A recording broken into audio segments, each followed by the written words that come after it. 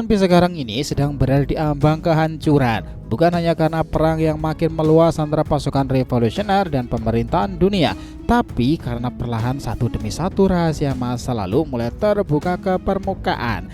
Di tengah langit Marijoa yang ngebara itu, pemimpin pasukan revolusioner nih, Monkey D. Dragon, akhirnya turun tangan sendiri. Ia menghadapi langsung salah satu Gorosei baru, Saint Vigarland Garling, dalam pertarungan yang tak hanya mempertaruhkan kekuatan, tapi ideologi kehormatan dan kebenaran sejarah pula.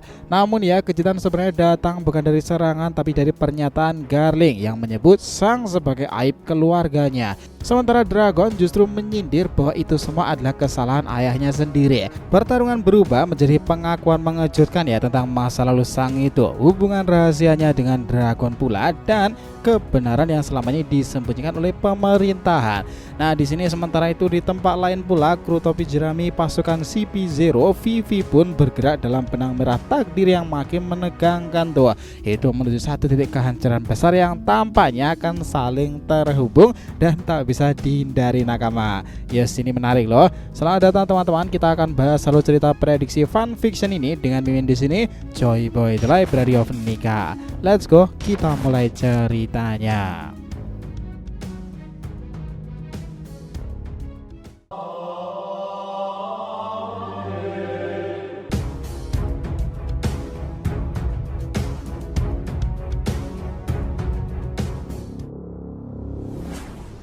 Oh ya, biar terus bisa berinteraksi dengan kalian, subscribe di channel ini ya, dan bantu ramein video ini pula, oke? Disclaimer, di jenis konten alur cerita seperti ini, semua kejadian itu masih berupa spekulasi alias tidak resmi. Jadi jika ingin versi rasional resmi, silahkan tonton di judul thumbnail alur teori ya. Jika sudah diterima, let's go, kita bikin One Piece makin rame lagi. Sekarang ini cuy, di tengah dunia yang tegang diguncang kekacauan besarnya, hanya satu anggota kru topi jerami yang masih bisa bebas bergerak di dunia matahari. Dia adalah Franky loh. Sementara para kru lainnya seperti Robin, Nami, Usopp, Brook, dan Jinbe telah tertangkap oleh musuh dan dalam keadaan terbelenggu itu, Zoro Sanji masih berada dalam perjalanan. Sementara Luffy sendiri sedang berada di dunia bawah. Nah, di tengah kondisi ini, Franky bertarung bersama Bonnie menghadapi para monster mimpi buruk yang berkeliaran di sekitar sekolah Walrus. Monster-monster ini cukup merepotkan ya, namun masih bisa untuk dikalahkan. Yang paling berbahaya justru adalah para raksasa iblisnya, makhluk mengerikan yang menerima peningkatan kekuatan kemampuan regenerasi dari Imo. Melawan mereka bukanlah perkara mudah memang, seringkali dihindari sebisa mungkin, namun situasi memaksa Franky dan Bonnie untuk akhirnya menghadapi salah satu dari mereka secara langsung. Di sini Franky itu segera menyusun rencana ya. Mereka itu akan memancing sang raksasa iblis ke salah satu cabang pohon ada. Setelah sampai di sana, Bonnie berubah menjadi raksasa dan melemparkan Franky dengan kekuatan besar ke arah kepala raksasa itu. Menggunakan momen itulah Franky itu menghantamkan kepada sang raksasa dengan jurus pamungkasnya Strong Right. Hantaman itu begitu kuat hingga sang raksasa itu terlepas jatuh ke wilayah bawah tempat itu. Bonnie jelas bersorak gembira dong melihat keberhasilan mereka. Namun Franky segera memperingatkan ini bukanlah saatnya bersenang-senang. Masih banyak musuh berkeliaran dan mereka tidak akan tertipu dua kali dengan trik yang sama pula. Fokus dan strategi baru harus dipikirkan matang-matang nih. Nah, di tempat lain sendiri situasi juga tak kalah panas ya nakama. Marijoa, pertempuran antara pasukan revolusioner melawan pemerintahan dunia semakin intens-intensnya. Saint Vigarland Garling, anggota baru Gorosei itu memimpin langsung pertarungan di garis depan melawan Dragon dan para sekutunya.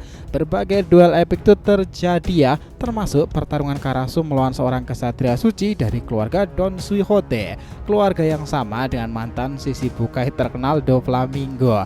Karasu dengan kekuatan buaya iblis Sutsunominya itu, nah itu berusaha mengimbangi sang kesatria suci yang juga memiliki kemampuan luar biasa. Sementara mereka bertarung, kesatria lainnya menyatakan bahwa revolusi tidak akan pernah menang. Bahkan jika Garling kalah ya, masih ada 4 Gorosei lain yang belum ikut bertarung. Namun Karasu tampak tenang, seolah-olah mengetahui bahwa Dragon memiliki rencana tersembunyi pula.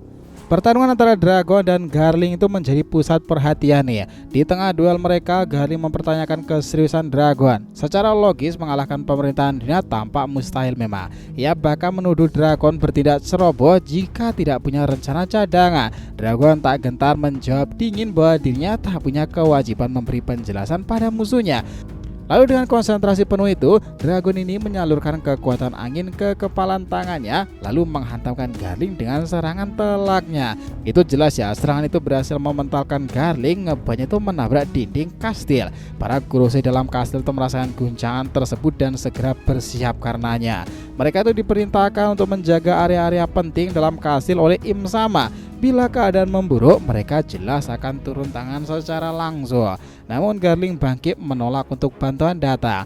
Ia memilih bertarung sendiri karena belum terbiasa bertarung bersama para Kurosei lainnya.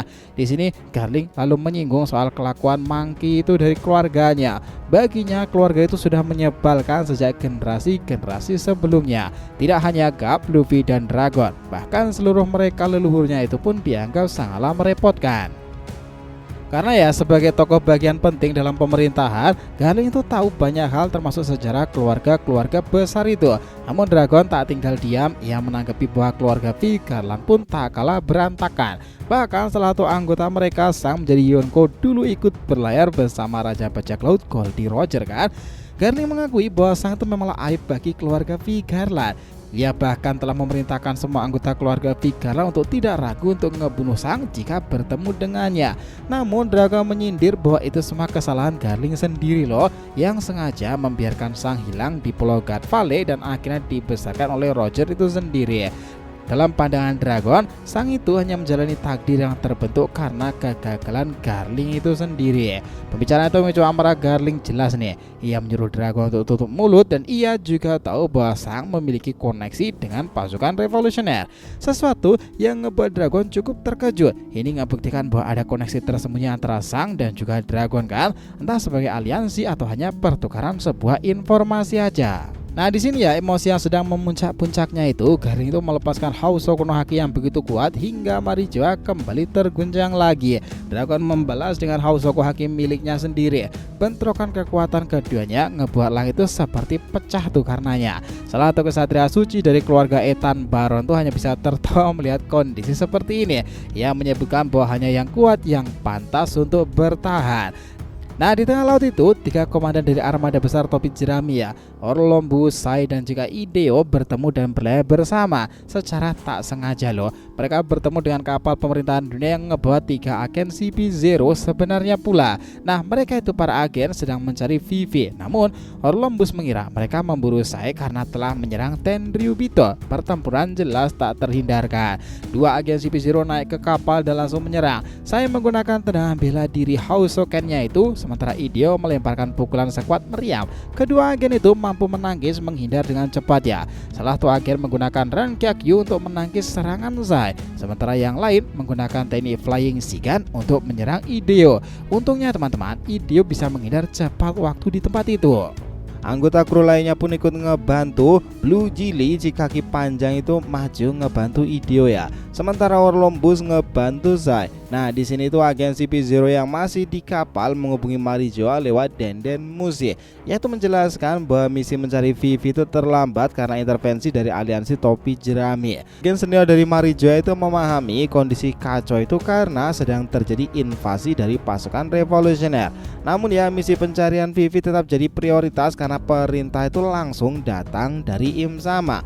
Mengapa Vivi itu begitu penting? Ya alasannya itu masih menjadi misteri ya nakama. Namun jelas Im Sama menginginkan Vivi dengan tujuan tertentu dan ia tidak boleh jatuh ke tangan pihak-pihak lain. Di kantor surat kabar milik Morgan, Vivi yang sedang bersembunyi mulai merasa cemas nih. Ia tak bisa kembali ke Alabasta karena keberadaannya akan langsung diketahui pemerintahan. Tapi ia juga tak bisa terus untuk segera bersembunyi ya. Morgan menenangkannya dan menyarankan agar Vivi tidak bertindak dengan gegabah. Apakah Morgan itu peduli atau justru takut ikut terlibat jika Vivi itu tertangkap? Itu semuanya memang belum jelas ya. Vivi itu mulai bertanya-tanya, apakah kru topi jerami bisa menangkap pesan yang disisipkan lewat koran itu sendiri? Dalam salah satu edisi koran, foto Luffy itu menunjukkan tanda aneh di lengannya itu. Simbol yang hanya bisa dikenali oleh rekan-rekannya yang mirip dengan kode dari masa mereka di Alabasta kala itu. Tanda itu adalah satu-satunya cara Vivi memberikan sinyal kepada teman-temannya lain bahwa dirinya masih hidup dan juga butuh bantuan di tempat itu. Sementara pertarungan terus berkecamuk ya di berbagai sudut dunia itu, bayang-bayang ketegangan makin terasa di markas utama pemerintahan dunia. para Gorosei mulai bergerak lebih hati-hati lagi, menyadari bahwa serangan dari Dragon dan pasukan revolusioner bukan sekedar serbuan biasa. Ini adalah penantang langsung terhadap sistem yang telah mereka bangun selama berabad-abad. Namun ya nakama, Garling Vigarland bersikeras bahwa ia masih sanggup menangani Dragon itu sendirian. Pertarungan mereka terus berlanjut dengan intensitas yang sangatlah luar biasa. Garling itu menebas pedangnya dengan kejauhan di tempat itu, menciptakan gelombang serangan yang sangatlah mematikan. Tapi Dragon menahannya dengan teknik cakar anginnya tersebut. Kekuatan khas yang ngebuatnya ditakuti oleh seluruh pasukan angkatan laut. Serangan mereka itu masih saling beradu ya, menciptakan bentrokan destruktif yang mengguncang struktur Marijoa itu sendiri. Ingat ya, di sela-sela duel itu Garling mulai menunjukkan sisi emosionalnya. Ia menilai keluarga Monkey sebagai benalu yang terus-menerus mengacaukan stabilitas dunia itu sendiri. Tak hanya Dragon nakama, Garp dan Luffy pun menjadi simbol pemberontakan terhadap sistem tersebut. Bahkan Garling itu menyebutkan bahwa generasi sebelumnya dari keluarga Monkey juga ngebawa masalah bagi pemerintahan. Pertanyaan itu menunjukkan bahwa Garling memiliki pengetahuan mendalam tentang sejarah rahasia dunia yang tak diketahui publik secara luas. Di saat dunia makin terpecah antara kekuatan pemerintahan dan revolusi ya teman-teman, semua pihak mulai bergerak sekarang ini. Armada bajak laut, pemerintahan dunia, Gorosei, bahkan individu-individu besar, Yonko, dan juga orang-orang lainnya. Segalanya kian menarik di dunia baru kan. Itulah yang mungkin akan terjadi pada pembahasan One Piece ke depannya. Jadi terima kasih banyak telah mengikuti cerita ini sampai akhir. Jika kalian mendapat, langsung aja komentar di bawah nih dan kita akan usahakan respon, oke? Sampai jumpa di video selanjutnya nakama, dan Joy Boy Sang Nika telah kembali ke peradaban One Piece.